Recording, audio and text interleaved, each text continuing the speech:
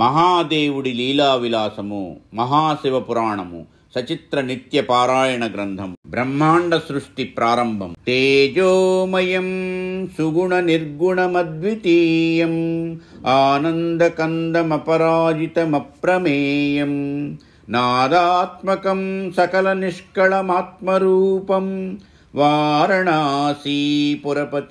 భజ విశ్వనాథం. బ్రహ్మ విష్ణులారా, పరబ్రహ్మ సాకార రూపుడైన మహాశివ సంకల్పము చేత ఉద్భవించిన కపిల మహర్షిని నేను. పరబ్రహ్మమూర్తి అయిన మహదేవుడు మరొకసారి జగన్నిర్మాణమునకు సంకల్పించి తానే సర్వ సృష్టి స్థితిలయకారకుడైనను తాను నిర్వ్యామోహితుడై నందున ముందుగా వామభాగము నుండి తనతో సమానుడైన విష్ణువైన నిన్ను, అనంతర జీవసృష్టి నిమిత్తము తన పంచతత్వముల కలయికతో పంచముఖ బ్రహ్మవైన నిన్ను సృజించాడు. పద్మనాభుడైన విష్ణువు నాభికమలము నివాస స్థానమైనందున విష్ణువు సృష్టికర్త, బ్రహ్మకి పితృదేవుడు కనుక మీ ఆగ్రహావేశములను విస్మరించి మీరిరువురు తండ్రి కొడుకులై సృష్టి స్థితులను నిర్వర్తించండి. మహాశివుడు త్వరలో లయకారకుడిగా ఈ బ్రహ్మ లలాటము నుండి రుద్రుడుగా అవతరించగలడు. సృష్టి స్థితి లయకారకులైన బ్రహ్మ విష్ణు రుద్రులకు మిమ్ములను త్రిమూర్తులుగా త్రిలోకవాసులు శ్లాఘిస్తారు అని ప్రకటించాడు కపిల మహర్షి. బ్రహ్మ విష్ణులు భక్తితో కపిల మహర్షికి నమస్కరించారు. నాయనలారా, ఈ అండము మహాశివుని రేతస్సు నుండి ఉద్భవించిన బ్రహ్మాండము. ఇదే జీవసృష్టికి ఆధారమైన పురుష బీజము. ఈ బీజము మరో మహా జలప్రళయము సంభవించే వరకు జీవసృష్టికి ఆధారమవుతుంది. ఈ పురుష బీజము యొక్క అణువులు, పరమాణువులు అసంఖ్యాక బీజములుగా వృద్ధి చెంది జగత్తు, లోకములు, భువనములు, సకల చరాచర జీవులు ఉద్భవిస్తాయి, వృద్ధి చెందుతాయి, నశిస్తాయి. ఈ సృష్టి స్థితి కార్యములందు మీరు నిమిత్తమాత్రులు. ఇలాంటి బ్రహ్మాండములు ఈ విశ్వమునందు 1,000,000కి పైగా ఉన్నాయి. ప్రతి బ్రహ్మాండమునకు బ్రహ్మ విష్ణులుంటారు. లయకారకుడైన రుద్రుడొక్కడే. తానే అనేక రుద్రులై అఖిలాండ కోటి బ్రహ్మాండములకు లయకారకుడుగా, శాశ్వతుడుగా విరాజిల్లుతాడు. ఈ సత్యాన్ని గుర్తుంచుకొని మీ కర్తవ్యములను నిర్వర్తించండి. బ్రహ్మదేవా, జీవులను సృష్టించు. నారాయణ, బ్రహ్మ సృష్టించే 14 భువనాలను వానియందు చరాచర జీవులన్నింటికీ పోషకుడిగా, రక్షకుడిగా కర్తవ్యమును నిర్వర్తించు. ఇంతకు మునుపు మీరు ఒకరిపై మరొకరు ప్రదర్శించిన శాపములే ఈ సృష్టి జీవుల పాపపుణ్యములకు సోపానములై తుట్టతుదకు పునరావృత్తిరహిత కైవల్యమునకు కారణము కాగలవు. ఇది పరబ్రహ్మమైన ఆ మహాశివుడి ఆదేశము. దీనిని భక్తి శ్రద్ధలతో పాలించండి అని పలికి జ్ఞాన వైరాగ్య తపస్సిద్ధికై తపోసాధనకై నిష్క్రమించాడు కపిల మహర్షి.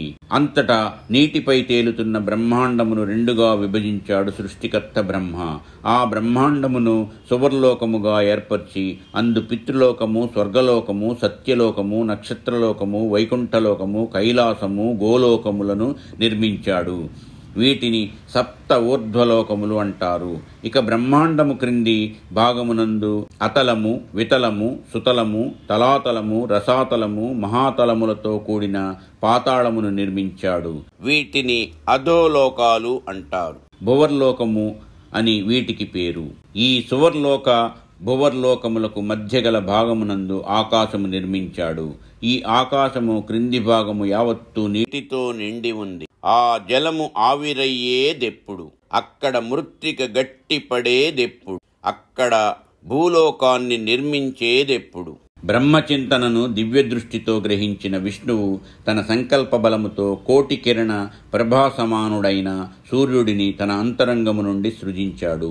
ఆ 1,000,000 సూర్యకిరణ ప్రభావానికి లోకాలన్నీ మాడి మసైపోగలవని భావించిన విష్ణువు వెంటనే శివుడిని మనస్సులో స్మరించి దర్శించి, మహాదేవ, నా మానసము నుండి సృజించబడిన ఈ ఆదిత్యుడిని 1,000,000 సూర్యకిరణాలను తిరిగి పరిగ్రహించగల శక్తి నాకు లేదు.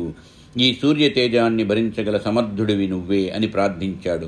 విష్ణువు ప్రార్థనని మన్నించిన శంకరుడు 14 కిరణాలను మాత్రము మిగిల్చి మిగతా అన్ని కిరణాలను తాను స్వీకరించి తన దక్షిణ నేత్రమునందు నిలుపుకొన్నాడు. అది సూర్యనేత్రముగా భాసిల్లింది. అనంతరము మిగిలిన 14 కిరణాలలో 2 కిరణాలను తమ వామనేత్రమునందు నిలుపుకున్నాడు. అది చంద్రనేత్రముగా విరాజిల్లింది.